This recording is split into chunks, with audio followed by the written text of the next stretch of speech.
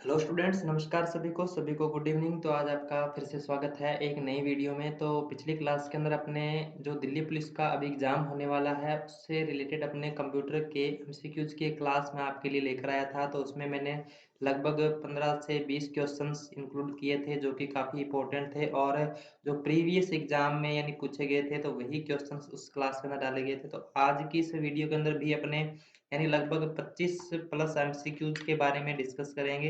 यानी आज की इस क्लास के अंदर अपने 25 प्लस एमसीक्यूज है जिनके बारे में अपने डिस्कस करने वाले हैं।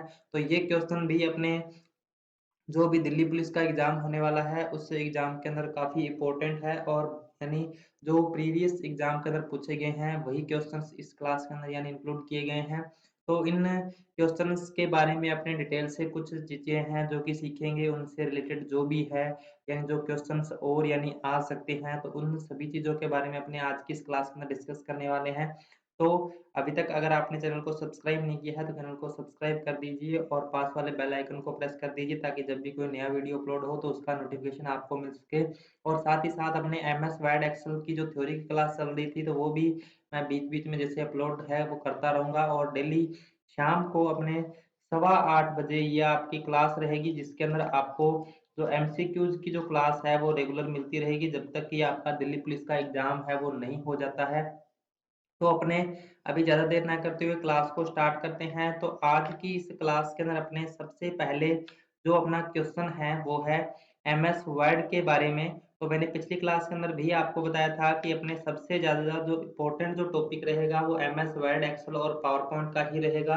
तो एमएस वर्ड के बारे में सबसे ज़्यादा अपने जो क्वेश्चंस हैं इन क्लासेस के अंदर इंक्लूड किए जाएंगे। तो यहाँ पे अपने सबसे पहला जो क्वेश्चन है एमएस वर्ड 2007 में होम टैब के विकल्पों में से कौन सा विकल्प किसी सेलेक्ट की गई सामग्री में सभी प्रकार की फॉर्मेटिंग को हटाने के लिए प्रयोग किया जाता है जिसके बाद केवल सामान्य टेक्स्ट शेष बच जाता है। तो यानी इसमें एमएस वर्ड के अंदर आपको एक कमांड बतानी है जिससे कि आप टेक्स्ट के ऊपर जितनी भी फॉर्मेटिंग करते हो वो सारी की सारी फॉर्मेटिंग हटाने के लिए यानी इसका यूज यानी किया जाता है तो वो आपको बतानी है। तो इसमें ऑप्शन नंबर ए आपको फॉर्मेट पेंटर दिया हुआ है, B number option erase all, C number option clear formatting और डी नंबर ऑप्शन आपको इरेज का दिया हुआ है। तो यानी अगर आप एम एस वर्ड 2007, 10 या किसी भी वर्जन के अंदर जितनी भी फॉर्मेटिंग की हुई है उसको हटाना चाहते हो तो अपने कौन से ऑप्शन का यूज करते हैं, अपने क्लियर फॉर्मेटिंग वाले ऑप्शन का यूज करते हैं। यानी क्लियर फॉर्मेटिंग वाले ऑप्शन का यूज क्या होता है, किसी टेक्स्ट पर की गई फॉर्मेटिंग को आप एक साथ हटा सकते हो तो यानी अपने क्लियर फॉर्मेटिंग का यूज करेंगे। और यही अगर आपसे फॉर्मेटिंग कॉपी करने के लिए पूछे तो अपने किसका यूज करते हैं, फिर अपने फॉर्मेट पेंटर का यूज करते हैं। यानी फॉर्मेट पेंटर से अपने किसी टेक्स्ट से फॉर्मेटिंग को कॉपी करके और दूसरे टेक्स्ट के ऊपर अप्लाई कर सकते हैं। और यही अगर आपने फॉर्मेटिंग को एक साथ हटाना है तो अपने किसका यूज करते हैं, क्लियर फॉर्मेटिंग का यूज करते हैं। उसके बाद अपने नेक्स्ट क्वेश्चन जो है अपना, इंटरनेट की निम्नलिखित संचार सेवाओं में से कौन सी सेवा प्रयोगकर्ताओं को कॉल प्राप्त करने योग्य किसी भी पीसी पर इंटरनेट के माध्यम से बात करने की सुविधा प्रदान करती है। यानी इंटरनेट पर एक कौन सी ऐसी संचार सेवा है जो प्रयोगकर्ताओं को कॉल प्राप्त करने योग्य किसी भी पीसी इंटरनेट के माध्यम से आप बात करने की सुविधा प्रदान करता है। तो यानी ये आपको बताना है। तो ऑप्शन नंबर ए आपका है news group, B number option है instant messaging, C number option है इंटरनेट टेलीफोनी और डी नंबर ऑप्शन है इंटरनेट रिले चैट। तो इसका जो राइट आंसर है आपका वो हो जाएगा इंटरनेट टेलीफोनी। यानी इंटरनेट टेलीफोनी क्या होता है, एक एक अंतरजाल होता है कंप्यूटर का, एक यानी इंटरनेट का एक जाल होता है।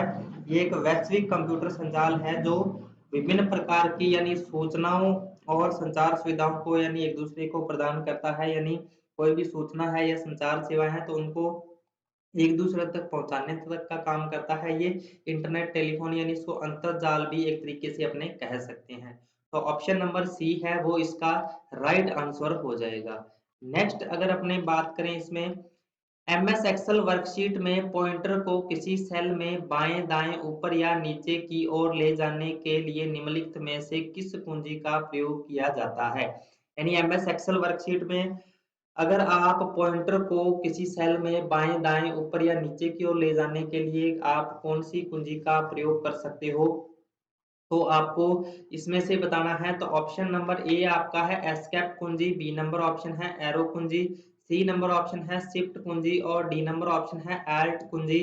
तो इसका जो राइट आंसर है आपका वो हो जाएगा एरो कुंजी, यानी जो अपने को कीबोर्ड पे 4 एरो कुंजी वाले जो यानी की दी होती है, इस प्रकार से लेफ्ट राइट होता है, टॉप बॉटम होता है। तो ये जो कुंजियां होती है इनसे आप क्या है एमएस एक्सेल वर्कशीट में पॉइंटर को सेल में बाएं दाएं या ऊपर नीचे आप इससे कर सकते हो। तो ऑप्शन नंबर बी है वो इसका राइट आंसर हो जाएगा।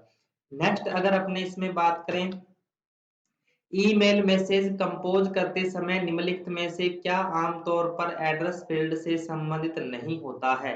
यानी ईमेल मैसेज में जब आप कंपोज पर क्लिक करते हो तो आप एड्रेस फील्ड में कौन सा यानी इसमें से है जो आप नहीं डाल सकते हो, तो ये आपको बताना है। तो ऑप्शन नंबर ए है फ्रॉम, बी नंबर ऑप्शन है ओसीसी और सी नंबर ऑप्शन है टू और डी नंबर ऑप्शन है सीसी। तो इसका जो राइट आंसर है आपका वो हो जाएगा ऑप्शन नंबर बी, यानी आप ओ सी सी को नहीं डाल सकते हो। बाकी इसमें फ्रॉम भी होता है और टू भी होता है और सी सी भी होता है। तो इसका राइट आंसर आपका हो जाएगा ओ सी सी। उसके बाद नेक्स्ट क्वेश्चन है अपना, एमएस वर्ड 2007 में एक टेबल में अधिकतम कितने कॉलम इंसर्ट किए जा सकते हैं। तो एमएस वर्ड 2007 में एक टेबल में अधिकतम कितने कॉलम इंसर्ट किए जा सकते हैं, तो ये आपने बताना है। ऑप्शन नंबर ए है आपका एक, बी नंबर ऑप्शन है 32,767, सी नंबर ऑप्शन है 36 और डी नंबर ऑप्शन है 63। तो एमएस वर्ड 2007 में अधिकतम कॉलम इसमें पूछे गए हैं, तो अपने अधिकतम कॉलम कितने डाल सकते हैं। तो इसमें अधिकतम जो कॉलम है वो अपने 63 डाल सकते हैं। यानी एमएस वर्ड 2007 में अगर अपने टेबल के अंदर अधिकतम कॉलम की बात करें तो कितने डाल सकते हैं, 63 डाल सकते हैं। और यही अगर अपने रो की बात करें तो रो इसमें 32,767 जो रो है यानी वो अपने इसमें डाल सकते हैं। तो आपसे आगामी जो एग्जाम अभी होने वाले हैं दिल्ली पुलिस के, तो उसमें ये भी पूछ सकता है कि रो अपने कितने इंसर्ट कर सकते हैं। तो रो इसमें 32,767 हो जाएगी और कॉलम अपने इसमें कितने इंसर्ट कर सकते हैं, तो 63 कॉलम अपने इसके अंदर इंसर्ट कर सकते हैं। उसके बाद नेक्स्ट क्वेश्चन है अपना, ई बैंकिंग सेवाओं के संदर्भ में आईएमपीएस का पूर्ण रूप क्या है। यानी ई बैंकिंग सेवाओं के संदर्भ में आईएमपीएस का पूर्ण रूप क्या है, तो यह आपने बताना है। तो आईएमपीएस क्या होता है, सबसे पहले अपने इसके बारे में थोड़ा सा देख लेते हैं। तो ये क्या होता है, एक जैसे अपने मनी ट्रांसफर करने के लिए एक प्लेटफॉर्म यानी होता है।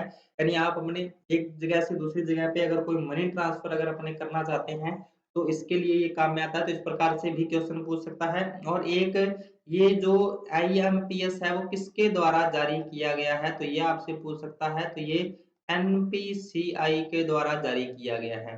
तो मैंने आपको पहले भी कहा था कि आपने कॉपी पेन है जो अपना साथ में रखना है। तो इन क्वेश्चंस के रिलेटेड यानी जो भी कुछ चीजें इंपॉर्टेंट होगी तो वो मैं आपको बताने की कोशिश करूंगा। यहाँ पे यानी थोड़ा सा लिखने में मैं सक्षम नहीं हूँ क्योंकि मैं माउस से ये कुछ लिख रहा हूँ, बट इतना क्लियर नहीं होगा। तो आप कॉपी पेन अपना साथ में रखें और अपना साथ साथ में नोट डाउन करते रहें।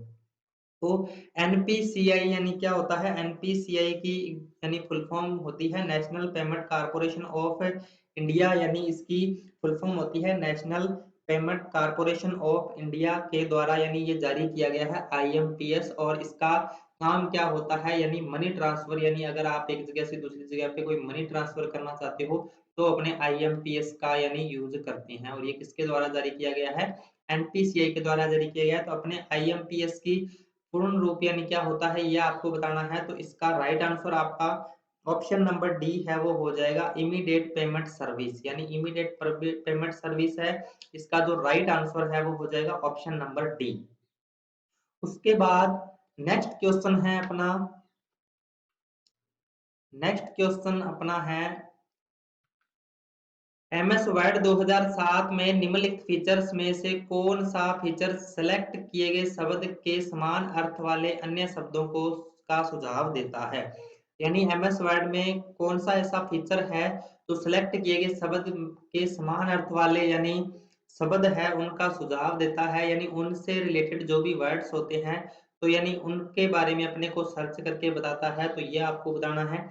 ऑप्शन नंबर ए है आपका शिफ्ट स्पेलिंग एंड ग्रामर, उसके बाद बी नंबर ऑप्शन है थिसोर्स, सी नंबर ऑप्शन है ट्रांसलेट, डी नंबर ऑप्शन है रिसर्च। तो इसका जो राइट आंसर है आपका वो हो जाएगा थिसोर्स, यानी एक ये फीचर है जो कि अपने को सिलेक्ट किए गए शब्दों के समान अर्थ वाले अन्य शब्दों के सुझाव देता है। तो ऑप्शन नंबर बी है वो इसका राइट आंसर हो जाएगा, ऑप्शन नंबर बी। और थिसोर्स की अगर शॉर्टकट की बात करें तो शॉर्टकट की क्या होती है इसकी, शिफ्ट प्लस अप 7 होती है, शिफ्ट प्लस अप 7 होती है इसकी शॉर्टकट की। तो एग्जाम में इसकी शॉर्टकट की के बारे में भी पूछ सकता है। तो थिसोर्स की शॉर्टकट की क्या हो जाएगी, ऑप्शन नंबर बी थिसोर्स, और शिफ्ट प्लस अप 7 इसकी जो शॉर्टकट की है वो हो जाएगी। नेक्स्ट अपने जो क्वेश्चन है वो है एमएस वर्ड 2010 में ड्रॉप कैप विकल्प के तहत डिफॉल्ट रूप से कितनी लाइनें ड्रॉप होती हैं। यानी एमएस वर्ड 2010 में ड्रॉप कैप विकल्प के तहत डिफॉल्ट रूप से कितनी लाइनें ड्रॉप होती है, तो ये आपको बताना है। ड्रॉप कैप क्या होता है, तो इसके बारे में अपने पिछली क्लास के अंदर शायद डिस्कस किया था। ड्रॉप कैप क्या होता है, यानी अपने किसी पैराग्राफ का फर्स्ट जो लेटर है उसको बड़ा यानी आपने दर्शाना है, तो अपने ड्रॉप कैप ऑप्शन का यूज करते हैं। और ड्रॉप कैप है वो कितनी लाइनों को बाय डिफॉल्ट रूप से ड्रॉप करता है, तो ऑप्शन नंबर है आपका 3, बी नंबर ऑप्शन है 4, सी नंबर ऑप्शन है 2, डी नंबर ऑप्शन है 5। तो इसका जो राइट आंसर है आपका वो हो जाएगा ऑप्शन नंबर ए, यानी 3। यानी बाय डिफॉल्ट रूप से 3 लाइनों को ये ड्रॉप करता है, तो ऑप्शन नंबर ए है वो इसका राइट आंसर हो जाएगा। उसके बाद नेक्स्ट क्वेश्चन है अपना, निम्नलिखित में से कौन सा एक ऑनलाइन चैट सॉफ्टवेयर नहीं है। यानी निम्नलिखित में से कौन सा एक जो ऑनलाइन चैट सॉफ्टवेयर नहीं है, तो ये आपको बताना है। ऑप्शन नंबर ए है आपका internet relay chat, B number option है Google Talk, C number option है स्लैक, और डी नंबर ऑप्शन है AWS। तो इसमें से आपको बताना है कि कौन सा एक ऑनलाइन चैट सॉफ्टवेयर नहीं है, तो इसका आंसर आपने जल्दी से बताना है। तो इसका जो राइट आंसर है आपका वो हो जाएगा ऑप्शन नंबर डी, यानी AWS जो है वो एक ऑनलाइन चैट सॉफ्टवेयर नहीं है, बाकी सारे के सारे चैट सॉफ्टवेयर के अंतर्गत आते हैं। तो ऑप्शन नंबर डी है वो इसका राइट आंसर हो जाएगा। उसके बाद नेक्स्ट क्वेश्चन है अपना, एक बड़े आकार का अक्षर है जिसका प्रयोग एमएस वर्ड 2010 में पैराग्राफ या सेक्शन की शुरुआत में एक सजावटी तत्व के रूप में किया जाता है। यानी एक बड़े अक्षर, एक प्रकार का बड़ा अक्षर कौन सा है जो कि अपने पैराग्राफ या सेक्शन के फर्स्ट में यानी सजावटी तौर के तत्व के रूप में नहीं इस्तेमाल किया जाता है। तो ये आपको बताना है, नहीं पैराग्राफ का फर्स्ट जो लेटर है अगर आपने उसको सजावटी दिखाना है या बड़ा दिखाना है, तो अपने कौन से ऑप्शन का यूज करेंगे। तो इसमें आपको ऑप्शन नंबर ए दिया हुआ है large cap, B number option है हग कैप, और सी नंबर ऑप्शन है drop cap, D number option है बिग कैप। तो इसका जो राइट आंसर है आपका वो हो जाएगा ऑप्शन नंबर सी, यानी ड्रॉप कैप। तो ड्रॉप कैप क्या होता है, एक प्रकार का बड़ा अक्षर होता है जो अपने पैराग्राफ या सेक्शन के शुरुआती जो वर्ड यानी अक्षर होता है उसको बड़ा या सजावटी दिखाने के काम में आता है। तो ऑप्शन नंबर सी है वो इसका राइट आंसर हो जाएगा। उसके बाद नेक्स्ट क्वेश्चन है अपना, एमएस एक्सेल 2010 में 1234 और 5555 के बीच सभी संख्याओं को हरे रंग में प्रदर्शित करने के लिए निम्नलिखित में से इस विकल्प का प्रयोग किया जाता है।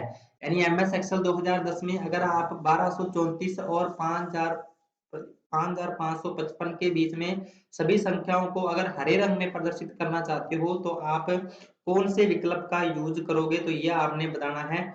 तो इसमें अपने यानी अगर आप जैसे ये इसमें 1234 और 5555 के बीच में पूछा गया है, या 50 से जो छोटी संख्याएं हैं, या आप मान लो 50 से जो बड़ी संख्याएं हैं, यानी इस प्रकार से अगर आप कुछ फॉर्मेटिंग अप्लाई करना चाहते हो, या टॉप 10 कुछ संख्याएं हैं, या टॉप बॉटम जो कुछ संख्याएं हैं, टॉप 10 परसेंटेज के अकॉर्डिंग कुछ संख्याएं हैं, टॉप बॉटम परसेंटेज के अकॉर्डिंग कुछ संख्याएं हैं, तो इस प्रकार की अगर आप फॉर्मेटिंग देना चाहते हो, तो इसके लिए आपको कौन से ऑप्शन का यूज करना होता है, इसके लिए आपको कंडीशनल फॉर्मेटिंग वाले ऑप्शन का यूज करना होता है। तो कंडीशनल फॉर्मेटिंग अपने एक ऑप्शन है, कहाँ पे ऑप्शन मिलता है अपने को, ये एक्सेल के होम टैब के स्टाइल्स ग्रुप में कंडीशनल फॉर्मेटिंग कमांड का प्रयोग करें। यानी होम टैब के स्टाइल्स ग्रुप में कंडीशनल फॉर्मेटिंग एक कमांड होती है जिससे कि आप यानी अपने इस प्रकार की फॉर्मेटिंग को अप्लाई कर सकते हो, जो कि अभी मैंने काफी सारी फॉर्मेटिंग आपको बताई है, काफी सारी कंडीशंस आपको बताई हैं, तो उनको आप अप्लाई कर सकते हो। तो इसका जो राइट आंसर है आपका वो हो जाएगा ऑप्शन नंबर सी। उसके बाद नेक्स्ट क्वेश्चन है अपना, इंटरनेट पर खालिस्तान का प्रयोग यूआरएल को आईपी एड्रेस में परिवर्तित करने के लिए किया जाता है। यानी आप इसमें इंटरनेट पर इसका प्रयोग है जो यूआरएल को आईपी एड्रेस में यानी परिवर्तित करने के लिए किया जाता है, तो ये आपने बताना है। तो ऑप्शन नंबर ए आपका फर्स्ट ऑप्शन है domain name season, B number option है domain name system, C number option है डोमेन नेम सिस्टम और डी नंबर ऑप्शन है डोमेन नेम सिस्टम। तो इसमें आपको यानी जो इसका राइट आंसर है वो बताना है, तो इसका राइट आंसर हो जाएगा domain name system. Domain name system जो होता है वो यूआरएल को आईपी एड्रेस में बदलने का कार्य करता है, यानी इसकी शॉर्ट जो नाम होता है इसको शॉर्ट में डीएनएस भी बोला जाता है। तो एग्जाम में कई बार डीएनएस की फुल फॉर्म पूछ लेता है, तो डीएनएस की फुल फॉर्म क्या हो जाएगी, डोमेन नेम सिस्टम हो जाएगी। तो ऑप्शन नंबर सी है वो इसका राइट आंसर हो जाएगा। उसके बाद नेक्स्ट क्वेश्चन है अपना, खालिस्तान एमएस एक्सेल कीबोर्ड में सिलेक्ट की गई सेल प्रास रेंज से चार्ट बनाने के लिए निम्नलिखित में से किस कीबोर्ड शॉर्टकट का प्रयोग किया जाता है। जैसे कि अगर आपने एमएस एक्सेल के अंदर अगर कोई डेटा है उसको आपने सेलेक्ट करके आपको कौन सी की यानी दबानी है जिससे कि वो एक चार्ट के अंदर क्रिएट हो जाए, तो ये आपको बताना है। तो ऑप्शन नंबर ए है आपका F7, बी नंबर ऑप्शन है F11, सी नंबर ऑप्शन है F9 और डी नंबर ऑप्शन है F2। तो इसका जो राइट आंसर है वो हो जाएगा F11। यानी F11 से अपने क्या है, यानी सेलेक्ट की गई सेल क्रॉस रेंज से चार्ट बनाने के लिए अपने ये जो शॉर्टकट की है वो यूज की जाती है। तो इसका राइट आंसर आपका हो जाएगा ऑप्शन नंबर बी यानी F11। उसके बाद नेक्स्ट क्वेश्चन है अपना, निम्नलिखित में से कौन सा प्रोटोकॉल किसी वर्कस्टेशन को उपयोगी तरीके से सर्वर होस्ट पर मेल ड्रॉप को गतिशील रूप से एक्सेस करने देता है। यानी इनमें से कौन सा एक प्रोटोकॉल है जो कि यानी किसी वर्कस्टेशन को उपयोगी तरीके से सर्वर होस्ट पर मेल ड्रॉप को गतिशील रूप से एक्सेस करने देता है। तो इसमें आपको बताना है, ऑप्शन नंबर ए है एसएनएमपी, बी नंबर ऑप्शन है आईसीएमपी, सी नंबर ऑप्शन है डीएचसीपी और डी नंबर ऑप्शन है पीओपी 3। तो इसका जो राइट आंसर है वो हो जाएगा पीओपी 3। यानी पीओपी 3 क्या होता है, तो एक यानी कोई भी पोस्ट ऑफिस एक प्रोटोकॉल होता है जो कि यानी एक एक एप्लीकेशन लेयर इंटरनेट मानक प्रोटोकॉल है। इसका उपयोग क्या होता है, ईमेल क्लाइंट द्वारा मेल सर्वर को ईमेल पुनः प्राप्त करने के लिए किया जाता है। यानी कोई भी मेल है उसको यानी ईमेल क्लाइंट द्वारा जब कोई मेल यानी सर्वर पे डाली जाती है तो उस ईमेल को पुनः प्राप्त करने के लिए इसका प्रयोग किया जाता है पीओपी 3 का। तो ऑप्शन नंबर डी है वो इसका राइट आंसर हो जाएगा। उसके बाद नेक्स्ट क्वेश्चन है अपना, एमएस वर्ड 2010 में टेक्स्ट की किसी लाइन के अंत में ले जाने के लिए आपको खालिस्तान कीबोर्ड शॉर्टकट दबाना है। यानी एमएस वर्ड 2010 में टेक्स्ट के किसी लाइन के अंत में अगर आपने कर्सर को लेकर जाना है तो अपने किसका यूज करते हैं, तो ये आपको बताना है। तो ऑप्शन नंबर ए है आपका shift plus home, B number option है होम, सी नंबर ऑप्शन है एंड और डी नंबर ऑप्शन है कंट्रोल प्लस एंड। तो इसका जो राइट आंसर है आपका वो हो जाएगा एंड। यानी अगर आपने किसी लाइन के अंत में अगर कर्सर को लेके जाना है तो अपने एंड की का यूज करेंगे। अगर अपने कर्सर को लाइन के स्टार्टिंग में लेके आना है फिर अपने यानी होम की का यूज करेंगे।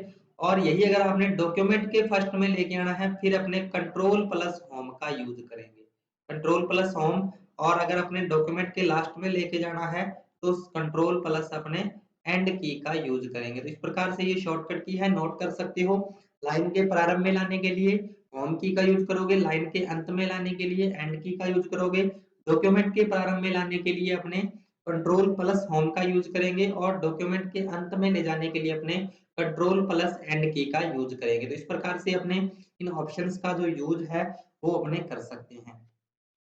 उसके बाद नेक्स्ट है अपने एमएस एक्सेल 2010 में A1 से C13 तक की सेल्स के लिए मान्य सेल संदर्भ निम्नलिखित में से कौन सा है? यानी अगर आपने A1 A1 से यानी जो अपना होम सेल होता है A1 से लेकर C13 तक की सेल्स हैं उनको यानी मान्य सेल संदर्भ निम्नलिखित में से कौन सा है? यानी अगर आप कोई भी फॉर्मूला लगाकर उसको उस रेंज को सिलेक्ट करते हो तो वो किस प्रकार के यानी सेल संदर्भ में यानी इसके अंदर बनेगा, तो ये आपको बताना है। तो इसका जो राइट आंसर है आपका वो हो जाएगा A1C13, यानी इसके बीच में जो रेशियो यानी अनुपात का चिन्ह है वो इस प्रकार से यानी ये सेल संदर्भ है जो यानी A1 से C13 का बनेगा, तो ऑप्शन नंबर बी है वो इसका राइट आंसर हो जाएगा। उसके बाद नेक्स्ट क्वेश्चन है अपना, नेक्स्ट क्वेश्चन है एमएस वर्ड 2010 में पेज कलर विकल्प का चयन कैसे करें? तो एमएस वर्ड 2010 में पेज कलर विकल्प का चयन आप कैसे कर सकते हो, तो यह आपने बताना है। तो पेज कलर यानी ये पेज से संबंधित है, तो पेज से संबंधित अगर कोई भी ऑप्शन है तो वो आपको पेज लेआउट टैब के अंदर मिलेगा। तो आपको इसके अंदर ये इतने सारे ऑप्शंस हैं जो पढ़ने की आवश्यकता नहीं है। अगर आपने थोड़ा सा प्रैक्टिकली इसको समझा है तो आप इसके अंदर क्वेश्चन जो है वो सही कर सकते हो। तो यानी जो पेज कलर है यानी पेज बॉर्डर है या वाटरमार्क है या मार्जिन है, यानी पेज से संबंधित कोई भी चीज है तो वो आपको पेज लेआउट टैब के अंदर ही मिलेगी। तो पेज लेआउट टैब के अंदर आपको यानी पेज लेआउट टैब इसमें देखो पहले वाले ऑप्शन में व्यू टैब दे रखा है, उसके बाद तीसरे ऑप्शन में लेआउट टैब दे रखा है और चौथे ऑप्शन में आपको इंसर्ट टैब दे रखा है। तो जो पेज लेआउट टैब दिया हुआ है वो ऑप्शन नंबर बी एक में ही है। तो पेज लेआउट टैब के अंदर आपको यानी पेज बैकग्राउंड जो ग्रुप है उसके अंदर आपको पेज कलर वाला जो ऑप्शन है वो मिलेगा। तो यानी इसका जो राइट आंसर है वो आपका ऑप्शन नंबर बी हो जाएगा। इसके अंदर आपको ज्यादा कंफ्यूज होने की आवश्यकता नहीं है।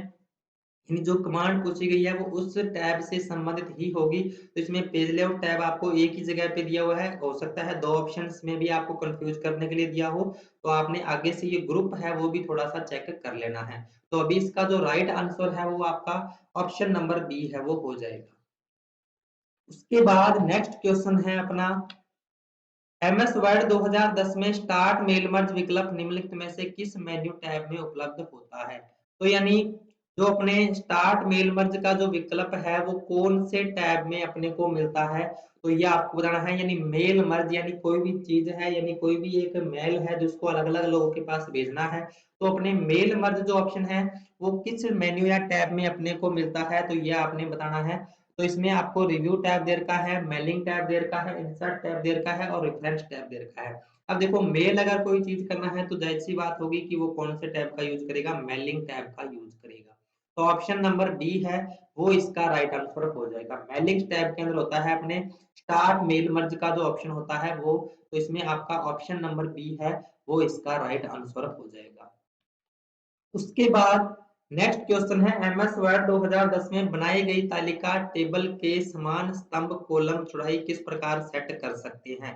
यानी एमएस वर्ड 2010 में अगर आपने कोई तालिका या कोई टेबल बनाई है तो उसके कॉलम की चौड़ाई आप समान स्तंभ यानी कॉलम सभी कॉलम्स की जो चौड़ाई है वो किस प्रकार से यानी एक साथ सेट कर सकते हो, तो यह आपने बताना है। तो अपने जब एमएस वर्ड के अंदर कोई भी यानी टेबल बनाते हैं तो अपने पास एक तो लेआउट का एक जो ऑप्शन है वो एक डिजाइन और लेआउट यानी दो अपने पास नए टैब ओपन हो जाते हैं। तो इसके अंदर अपने को लेआउट टैब जो होता है उसके अंदर इस प्रकार के जो ऑप्शंस होते हैं वो अपने को मिलते हैं। तो लेआउट यानी जो इसमें क्या करेंगे अपने, तो यहाँ पे देखो इसमें आपका जो ऑप्शन नंबर ए है वो हो जाएगा। अपनी तालिका टेबल सेलेक्ट करेंगे, फिर सेल साइज ग्रुप में लेआउट टैब पर क्लिक करें और फिर डिस्ट्रीब्यूट कॉलम विकल्प चुनें। तो यानी लेआउट एक टैब जो अपना नया ओपन होता है उसके अंदर अपने को एक ऑप्शन मिलता है डिस्ट्रीब्यूट कॉलम्स विकल्प चुनें। तो ये जो इसका राइट आंसर है वो यानी हो जाएगा ऑप्शन नंबर ए है वो इसका राइट आंसर हो जाएगा। तो यहाँ पे आपने सीधा टैब नहीं देखना क्योंकि इसके अंदर सभी में लेआउट टैब और दो के अंदर आपको एक पेज लेआउट टैब दे रखा है, एक डिजाइन दे रखा है। यानी इन दो ऑप्शन में देखो आपको लेआउट टैब दे रखा है, तो यहाँ पे आपको यानी इनको थोड़ा सा यानी ध्यान से करना है। उसके बाद नेक्स्ट क्वेश्चन है अपना, नेक्स्ट क्वेश्चन अपना है निम्नलिखित में से असंगत का चुनाव करें। यानी इसमें से आपको असंगत का चुनाव करना है, यानी जो सबसे अलग है उसका यानी आपको यानी चुनाव करना है। तो सबसे अलग इसमें कौन सा है? तो ऑप्शन नंबर ए है आपका Google Hangout, B number option है सफारी, सी नंबर ऑप्शन है Mozilla Firefox, D number option है गूगल क्रोम। तो इसका जो राइट आंसर है आपका वो हो जाएगा ऑप्शन नंबर ए यानी गूगल हैंगआउट। तो गूगल हैंगआउट जो है वो सभी से अलग है, क्योंकि सफारी जो होता है एक वेब ब्राउजर होता है, मोजिला फायरफॉक्स जो होता है वो भी एक वेब ब्राउजर होता है, और गूगल क्रोम जो होता है तो वो भी एक प्रकार का वेब ब्राउजर होता है। तो इसमें सबसे अलग कौन सा है, तो सबसे अलग इसमें ऑप्शन नंबर ए गूगल हैंगआउट होता है। तो गूगल हैंगआउट क्या होता है तो ये भी अपने देख लेते हैं। तो गूगल हैंगआउट क्या होता है, एक फ्री चैट ऑडियो कॉलिंग और वीडियो कॉलिंग एक सर्विस होती है जो गूगल के द्वारा यानी चालू की गई है। यानी क्या होती है, एक फ्री चैट ऑडियो कॉलिंग और वीडियो कॉलिंग के लिए एक गूगल हैंगआउट है जो यूज किया जाता है। इसके अंदर आपको क्या है, सिर्फ आपके पास एक जीमेल आईडी अपने को क्रिएट करनी है और अपने किसी से वीडियो कॉलिंग है या ऑडियो कॉलिंग है या यानी फ्री चैट वगैरह आपने इसके सहायता से कर सकते हैं। तो ऑप्शन नंबर ए है वो इसमें सबसे असंगत यानी सबसे अलग है, यानी बाकी तीन वेब ब्राउजर हैं। उसके बाद जी अपने नेक्स्ट क्वेश्चन आता है अपना एमएस एक्सेल 2010 में स्तंभ कॉलम की चौड़ाई का अधिकतम आकार क्या हो सकता है। तो एमएस एक्सेल 2010 में स्तंभ की चौड़ाई का अधिकतम आकार क्या हो सकता है, तो ये आपने बताना है। तो ऑप्शन नंबर ए है 512 संप्रतीक, बी नंबर ऑप्शन है 255 संप्रतीक, सी नंबर ऑप्शन है 300 संप्रतीक और डी नंबर ऑप्शन 128 संप्रतीक। यानी संप्रतीक का मतलब क्या होता है, करेक्टर्स होता है। तो यहाँ पे एमएस यानी अधिकतम चौड़ाई कितनी हो सकती है, यानी कितने करेक्टर्स अपने एक कॉलम के अंदर लिख सकते हैं, तो ये आपने बताना है। तो इसका जो राइट आंसर है आपका वो हो जाएगा ऑप्शन नंबर बी, यानी 255 संप्रतीक अपने इसके अंदर ऐड कर सकते हैं, 255 करेक्टर्स जो हैं वो अपने इसमें इंसर्ट कर सकते हैं। तो ऑप्शन नंबर बी है वो इसका राइट आंसर हो जाएगा। उसके बाद निम्नलिखित में से कौन सा विकल्प ई सर्विस सेवा नहीं है, यानी इसमें से कौन सा एक विकल्प है जो ई सर्विस सेवा नहीं है, तो ये आपने बताना है। ऑप्शन नंबर ए है M commerce, B number option है e commerce, C number option है e learning, D number option है इलेक्ट्रिसिटी यानी विद्युत। तो इसका जो राइट आंसर है वो हो जाएगा इलेक्ट्रिसिटी यानी विद्युत है, यानी जो यानी एक ई सर्विस सेवा नहीं है। तो यानी इसमें ई सर्विस सेवा में सबसे पहले आपको एम कॉमर्स दे रखा है। एम कॉमर्स का मतलब होता है मोबाइल कॉमर्स, यानी अगर आप मोबाइल से कोई भी चीज खरीदना या बेचना चाहते हो तो उसके लिए ये होता है ई कॉमर्स, यानी कोई भी वस्तु अगर आप ऑनलाइन खरीदना चाहते हो तो ई कॉमर्स के तहत आता है। जैसे आपका अमेजोन हो गया यानी फ्लिपकार्ट हो गया, तो इस प्रकार सारे के सारे ये ई कॉमर्स के तहत आते हैं। ई लर्निंग यानी जैसे आप कोई भी डिजिटल कंटेंट यानी जो आप रीड करते हो, जैसे कोई ऐप वगैरह के थ्रू आप पढ़ते हो, तो वो यानी किसके तहत आता है, तो वो ई लर्निंग के तहत आता है। तो एक इलेक्ट्रिसिटी यानी विद्युत जो होता है वो ई सर्विस सेवा नहीं है। तो ऑप्शन नंबर डी है वो इसका राइट आंसर हो जाएगा। उसके बाद है जी नेक्स्ट अपने ईमेल कंपोज करने के संदर्भ में सीसी का पूर्ण रूप क्या है। यानी ईमेल कंपोज करने के संदर्भ में सीसी यानी कार्बन कॉपी जिसको बोला जाता है, तो इसकी फुल फॉर्म क्या हो जाएगी, कार्बन कॉपी हो जाएगी। तो यहाँ पे अपने सीसी का फुल फॉर्म क्या हो जाएगी, कार्बन कॉपी। और इसी प्रकार अगर बीसीसी की फुल फॉर्म पूछे तो बीसीसी की ब्लाइंड कार्बन कॉपी होती है। तो बीसीसी की फुल फॉर्म क्या होती है, ब्लाइंड कार्बन कॉपी होती है, और सीसी की फुल फॉर्म क्या होती है, कार्बन कॉपी होती है। तो ये आपने ध्यान में रखना है। इसका जो राइट आंसर है वो हो जाएगा ऑप्शन नंबर सी, यानी carbon copy. Option number C है वो इसका राइट आंसर हो जाएगा। उसके बाद नेक्स्ट क्वेश्चन है अपना एमएस वर्ड 2010 में keyboard shortcut control plus shift plus F12 का उद्देश्य क्या है। यानी keyboard shortcut control plus shift plus F12 का उद्देश्य क्या है, तो ये आपने बताना है।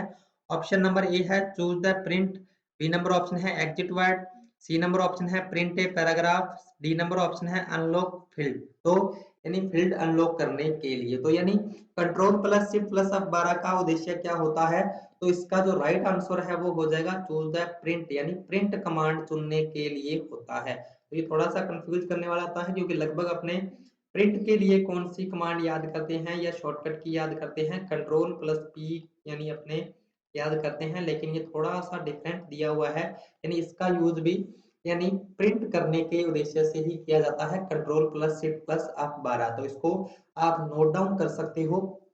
ऑप्शन नंबर ए है वो इसका राइट आंसर हो जाएगा। उसके बाद नेक्स्ट क्वेश्चन है अपना एमएस वर्ड 2010 में वर्तमान फाइल को प्रिंट करने के लिए शॉर्टकट कुंजी का प्रयोग किया जाता है। तो यानी वर्तमान जो फाइल है उसको प्रिंट करने के लिए अपने कौन सी शॉर्टकट कुंजी का प्रयोग किया जाता है? तो इसमें इसका जो राइट आंसर है वो हो जाएगा कंट्रोल प्लस पी, यानी जैसा कि अभी अपने डिस्कस किया था। तो कंट्रोल प्लस पी से अपने वर्तमान फाइल को प्रिंट कर सकते हैं। तो ये थे आज के कुछ इम्पोर्टेंट क्वेश्चंस। तो मैंने ये जो इम्पोर्टेंट क्वेश्चंस हैं जो प्रीवियस एग्जाम यानी जो हुए हैं उनमें से ये क्वेश्चंस लिए हैं। तो काफी इम्पोर्टेंट क्वेश्चंस हैं जो अभी आगामी एग्जाम अभी दिल्ली पुलिस का जो होने वाला है तो उनमें भी क्वेश्चंस हो सकता है, पूछ सकता है। और इनसे रिलेटेड जो कुछ चीजें हैं वो भी मैंने आपको इस यानी क्लास के अंदर बताने की कोशिश की है। तो हो सकता है ये क्वेश्चन न दे और इसके जो रिलेटेड जो क्वेश्चंस है तो वो आपको यानी इस एग्जाम के अंदर दे दे। तो आपने यानी साथ-साथ में जो भी चीज़ें मैंने आपको बताई है उनको नोट डाउन आपने कर लिया होगा। तो आपको ये क्लास कैसी लगी आपने इसका फीडबैक कमेंट सेक्शन में ज़रूर देना है। और इसी तरीके के कंप्यूटर एमसीक्यूज़ और कंप्यूटर की थ्योरी क्लासेस और कंप्यूटर की प्रैक्टिकल की क्लासेस के लिए आप हमारे चैनल को लाइक, शेयर, सब्सक्राइब ज़रूर करिए और अपने मिलते हैं नेक्स्ट वीडियो में नए टॉपिक के साथ। तब तक के लिए जय हिंद, जय भारत दोस्तों।